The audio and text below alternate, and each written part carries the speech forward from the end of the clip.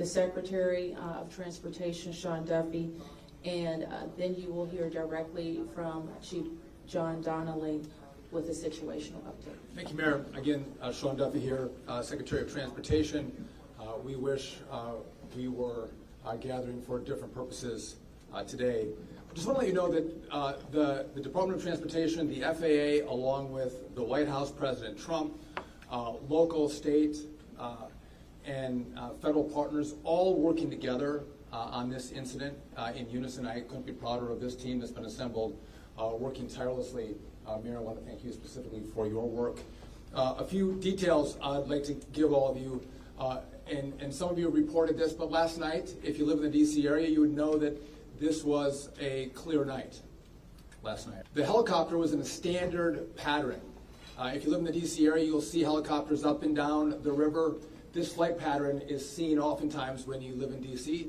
This was a standard flight pattern last night as well. The American Airlines flight coming into land was in a standard flight pattern as it was coming into DCA. So this was not unusual with a military aircraft flying the river and aircraft landing at DCA. And again, if you live in the area, you'll see that frequently with those two aircraft working together. As many of you have reported, we have located the two aircrafts. The fuselage of the American Airlines plane was inverted. It's been located in 3 different sections. It's in about waist-deep water, so that recovery is going to go on today. As that recovery takes place of the fuselage of the aircraft, NTSB is going to start to analyze that aircraft, partner with the FAA with all of the information we have to get the best results possible for the American people. I would just say that safety is our expectation. Everyone who flies in American skies expects that we fly safely, that when you depart an airport, you get to your destination. That didn't happen last night.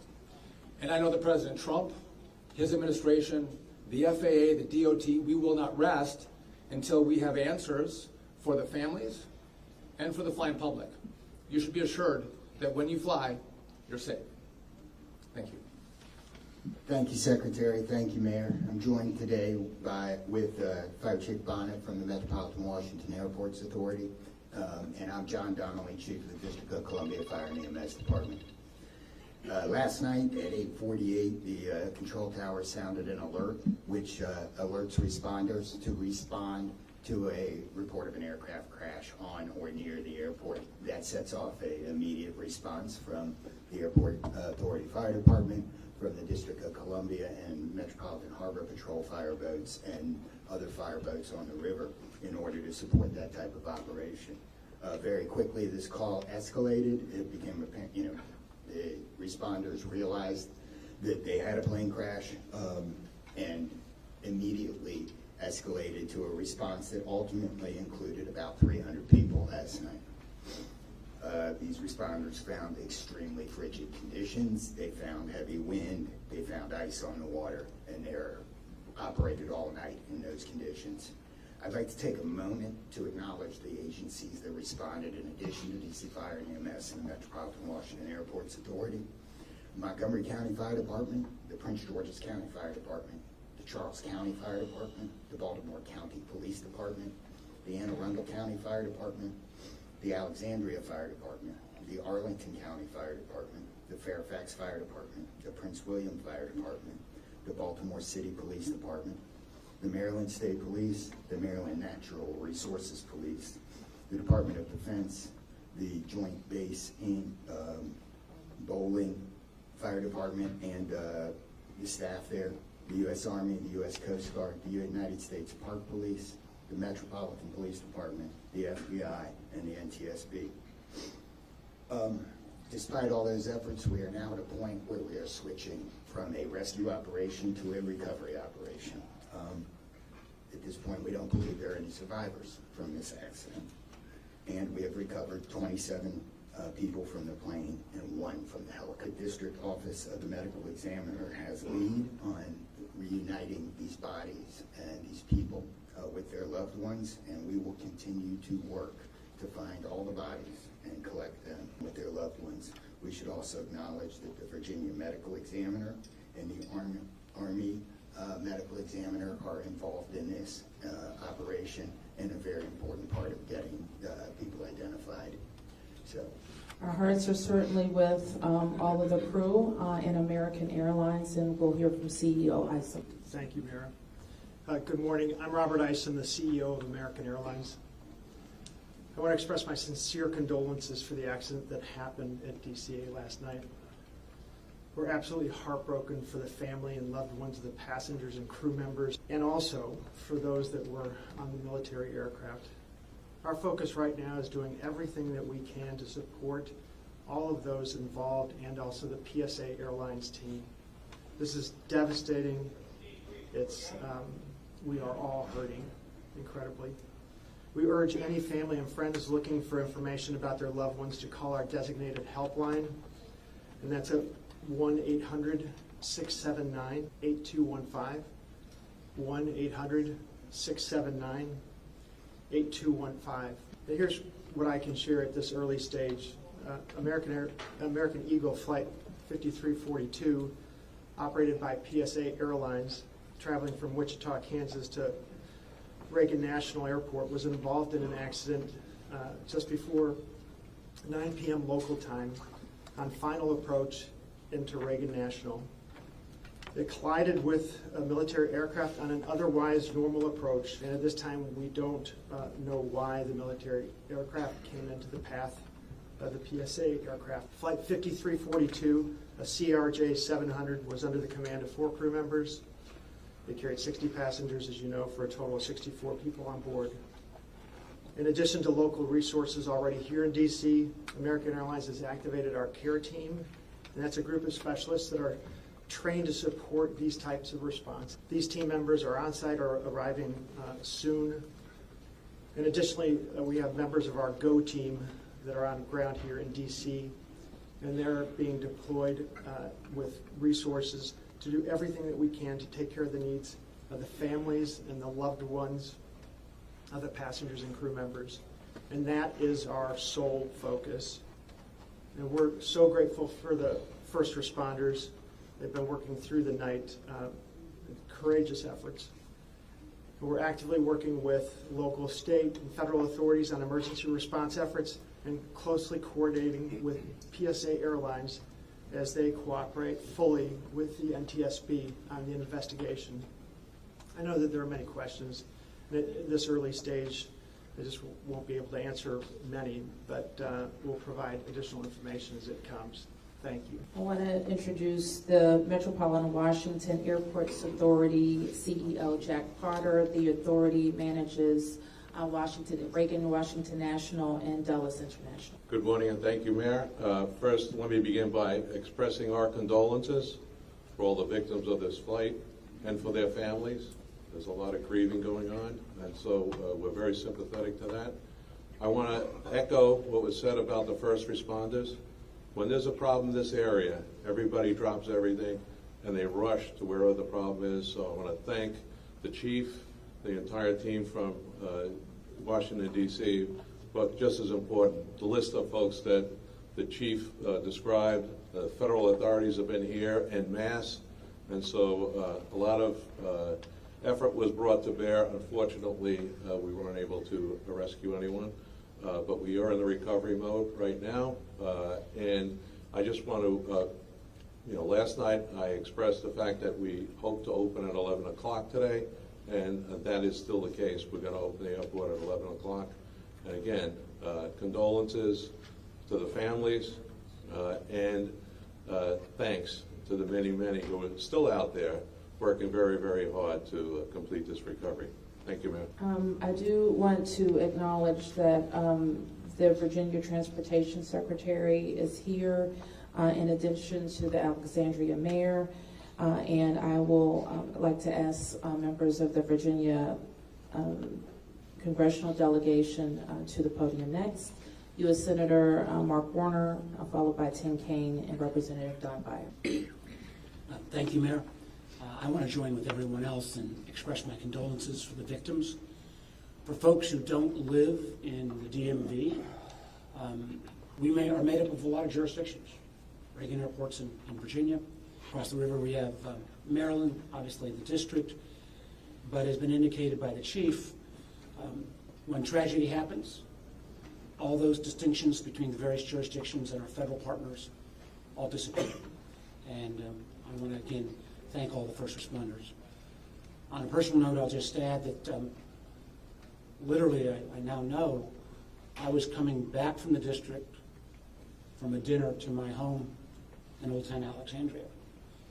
And while I did not see the collision, I wondered, I've never seen this many red lights streaming towards the airport and across the river in Maryland. My phone started blowing up and I realized that this accident had taken place. There'll be a time to figure out, I know NTSB will have a briefing later in the day, but to the victims, our condolences. To the first responders, our thanks. Sorrow, thanks, and questions. So sorrow, as all have expressed, to the crew, to the passengers, to the soldiers, to their families, to their friends, to their loved ones, to people who are still trying to get information and unsure whether their loved ones have been lost. We offer our profound condolences to them and our sorrow for this tragedy. Thanks, I'll echo, Mayor, what you began with. When you see a challenge like this and you see people from so many different agencies, local, state, federal, with different uniforms, different badges, but working in such a coordinated way, even in the midst of a tragedy, it does give you a sense of appreciation and pride in people's willingness to come to the danger and work together. And I started to see that as a local official 30 years ago in Richmond, and definitely have seen it here. And then finally, questions. There are going to be a lot of questions, obviously, a lot of questions. And that's what the NTSB's job is to be an independent investigator of incidents like this. And they are here. We were in dialogue with them earlier today. They've been here since they got the alert, and they will be doing the work and playing lead in answering the many questions that we have. And that's as it should be. It's not a time to speculate. It's a time to investigate and get answers to the questions we need. And I have confidence that will be done. Thank you. Following up on the Senator, I think grief, thanks, and service. With millions and millions of Americans traveling every year, we are all grieving, knowing that it could have been our loved ones, it could have been us. And our hearts go out to all those who've lost folks. In a most partisan place also, I'm really thankful that Democrats and Republicans, people from all over, have come together to try to make sure that people are served. As a local representative, I want the families to know that our office is available to serve you in any way we possibly can through this time of grief and transition and loss. And then also just note that we're deeply grateful for the people who risked their lives last night on a moment's notice and spent the whole night on the river in the ice and the wind, serving us. And then finally, as Senator Kane, Senator Porter noted, after the NTSB investigation, we've got to make sure that at the federal level and with the support of Virginia, Maryland, D.C., we're doing everything we can to make sure this does not happen again. So with that, it's been said already that the National Transportation Safety Board becomes the lead agency in the investigation. Our jurisdiction in D.C., where the crash occurred over the river, concludes as we, in the leadership role of the Unified Command, as we shift to a recovery effort. We expect the National Transportation Safety Board to provide briefings to the press later in the day. So at this point, we can take a few questions. Yes?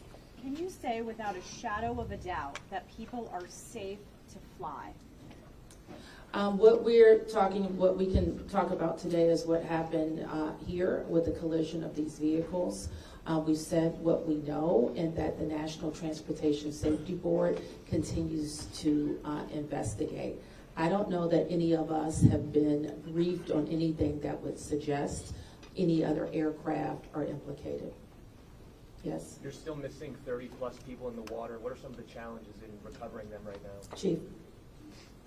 So the rescue operation, or the recovery operation goes on. It's a lot of touch and feel in the different parts of the plane or in the helicopter. The crash area is a little spread out, so we've got some work to do.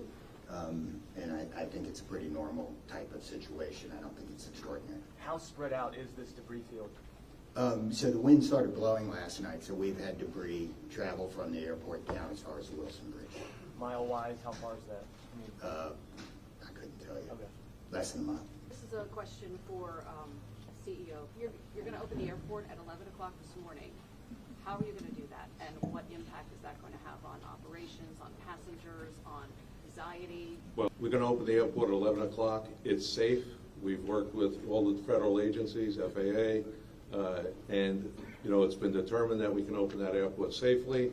The recovery effort that's on our property is on the waterfront. Our primary runway, 119, will be open. It's away from any activity. We're going to have a secure area around that, so all are comfortable that we can get back to operations. Now, each airline will announce or communicate to their passengers what their operations are going to be. Obviously, their networks were disrupted overnight, and so we might have a slow recovery, but the bottom line is we will begin to have aircraft moving in and out of this airport at 11 o'clock. Okay, so 1, 2, 3. Has the flight recorder been recovered, the black box at all? I don't think we can say anything about what's in TSB's purview.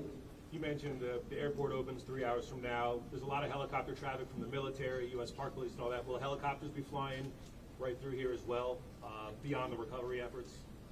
I don't know the answer to that. Jack, do you have anything to add? We don't have anything to add about that. Yes. This is for Secretary Duffy. Can you reassure Americans that the U.S. still has the safest airspace in the world? So the question is, can I guarantee the American flying public that the United States has the most safe and secure airspace in the world? And the answer to that is absolutely, yes, we do. We have early indicators of what happened here, and I will tell you with complete confidence, we have the safest airspace in the world.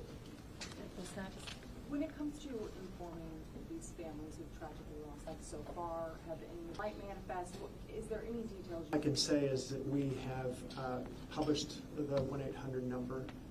We have family assistance centers set up here in DCA. We do in Wichita as well. I'm not at liberty to give the number of families that have used those services, but we are making that use. We have over 100 team members that are either here or on their way. They're specially trained to work with family members, handle travel arrangements, hotel arrangements, incidentals, to make sure that we're taking care of people in any way that they can. As you know, as our teams are hurting and suffering, as our passengers and their families need assistance, we're doing everything we can. I don't have any more information on that right now. Mayor, you're next. Chief Donnelly, can I ask you to describe the next phase of the investigation? How confident are you that you'll be able to recover all 67 of these bodies? And can you speak to some of the debris that's also being pulled out of the river? We understand there are some suitcases, some other things that have been pulled out from the river. And I would like to ask anyone here, perhaps Mr. Eisen, if we know anything about these victims, age ranges, nationalities, anything of that nature. So the next phase of this operation is going to be led by the NTSB. All of us are working together, though, to search the area and to find the victims. I'm confident that we will do that, and that will take us a little bit of time, though, and may involve some more equipment. As far as the things being collected, I don't have personal knowledge. I know that we have been collecting debris that you would expect to see from a plane. Okay. Anything about the victims? So the question is about the victims. The NTSB is going to lead that portion of contact with the victims. I believe American is going to be involved with that as well, and so will the FAA and the Department of Transportation. Secretary Duffy, we're going to take some questions over here. 1, 2, 3, 4. Yep. For Secretary Duffy, the flight path that the helicopter was on, is that a common flight path, and is it normal for helicopters to get clearance to cut across busy approach paths? I don't know if you all could hear the question. It's a question about the flight path of the helicopter. I don't want to go into too much detail about the information we have from the FAA, but obviously it is not standard to have aircraft collide. I want to be clear on that. But prior to the collision, the flight paths that were being flown from the military and from American, that was not unusual for what happens in the DC airspace. And as this investigation moves forward, we will be able to provide more information to you about the details of that statement. I wanted to follow up on that question regarding the flight path, because you said it's standard. So can you speak to the conversations with air traffic control? Were there blind spots here? So the question is, were there blind spots with air traffic control? I don't want to make statements about that. I don't need into that answer. But again, I think whether it was air traffic control, whether it was military aircraft, helicopters, or the American flight, everything was standard in the lead up to the crash. Now, obviously, something happened here. You'll get more information and more details as this investigation moves forward. We'll learn what happened. But again, those who live in the DC area, we see military helicopters fly up and down the river. It's a standard path that they fly. They're used to aircraft landing at DCA, and there's a procedure in place because this happens every day. Something went wrong here. I look forward to the time and point when we can give you that information, but I don't want to comment on that right now. Senator Payne and Senator Warner, you all have been, very vocal about your concerns about busy runways here, air traffic. I know it's still early in the investigation. I'm just curious if any steps that you all plan to take to address that. We have raised this issue continuously. We've got very busy airspace.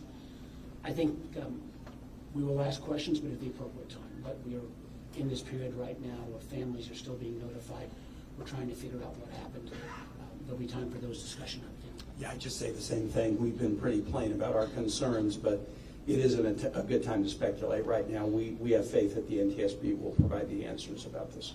Okay, you fourth here, and I'm going to take three in the middle, and then we're going to have to wrap 1, 2, 3 after this young man. Thank you, appreciate it. Chief, I know I can imagine it must be traumatic for your first responders to have to deal with this. How are they doing right now, and are you all going to be offering any services to help them as they process this? So thank you for the question. Our first responders are resilient people, but yes, this call will be hard for them.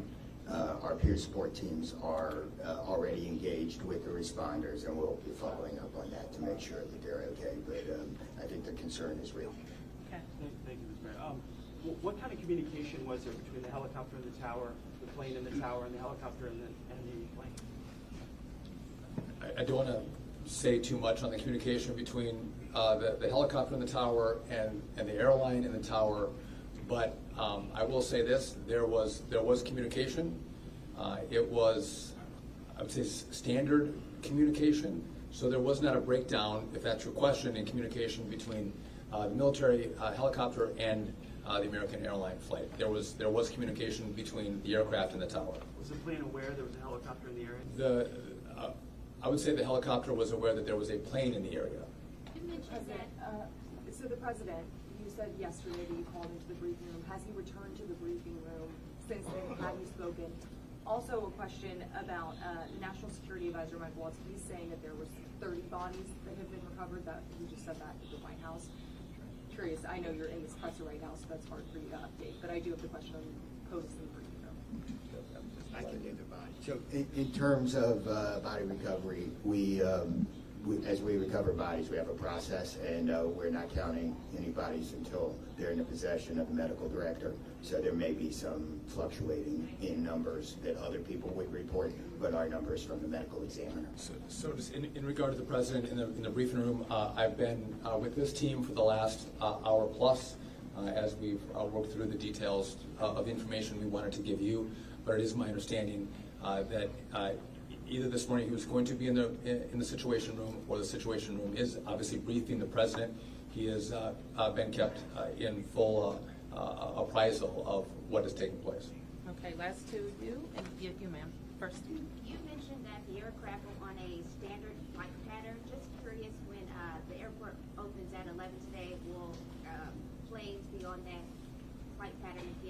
are they being directed to fly a different way, I believe? Safety is paramount, and I don't have that information quite yet from the FAA, so I don't want to provide an information I don't want to provide an answer or inaccurate information on what routes will be flown out of DCA. Okay, last one. Two questions really quickly. What do you know about the experience and history of the pilots of both the American Airlines plane and the Army Black Hawk helicopter? And then for Secretary Duffy, last night the President had said that this could have been prevented. Is that something that investigators have determined should have happened in this situation? Just quickly, I don't have a lot of information to release, but these are experienced pilots. I know that the captain had 6 years with PSA, or almost 6 years with PSA, and the first officer almost 2 years. And again, standard approach, and that's about all I can say. Thank you. In regard to the military, I don't have information in regard to the experience of the military pilots. I would just note that this was classified as a training mission. Sometimes people could think that a training mission is someone who is inexperienced in the cockpit. We call these missions that are flown in the DC area as our pilots are getting hours in experience training missions. So don't read into that we had how many hours the pilots on the military aircraft had. And you had another question for me that was? Last night the President had said that this could be prevented, and also that air traffic control, questioning why they may not have communicated with the helicopter telling them what to do. We are going to wait for all the information to come in from this vantage point, but to back up what the President said, what I've seen so far, do I think this was preventable? Absolutely. Thank you. Is there an acting FAA director?